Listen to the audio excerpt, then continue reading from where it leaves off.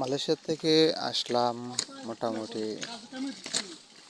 5 মাসের উপরে। তো আজকে এই ব্যাগটা হাতে পেলাম। 5 মাস আগে রেখে আসা মালয়েশিয়াতে যে ব্যাগটা ছিল সেই ব্যাগটা আজকে হাতে পেলাম এবং নিয়ে আসতেছি। তো ব্যাগের ভিতরে ওরকম কিছু নেই, যা খুব দামি কিছু নেই। এভাবে কম দামির ভিতরে একটা মোবাইল ছিল আর কিছু শর্টকাটের কাপড় চোপড় বা সাধারণ কিছু ছিল। তো এটা আসছে শিলি গ্রামে, গোবরের বইটা মির্জা বাড়ি, সুমন মির্জা আমার এই ব্যাগটা নিয়ে আসছিল।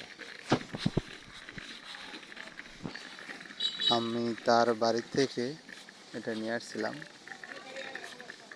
এইটা ব্যাগটা ছিল আমার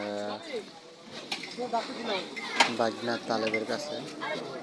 আমরা সব তালেব মামাই বলি। উনি পাঠালো 5 মাস পর। বহুত কিচ্ছা কাহিনী আছে এর ভিতরে। যাই হোক, সকালে ভালো থাকবেন, ভিডিওটা শেয়ার করবেন। মালয়েশিয়া থেকে ফিরে আসার জন্য ধন্যবাদ তালেব মামাকে।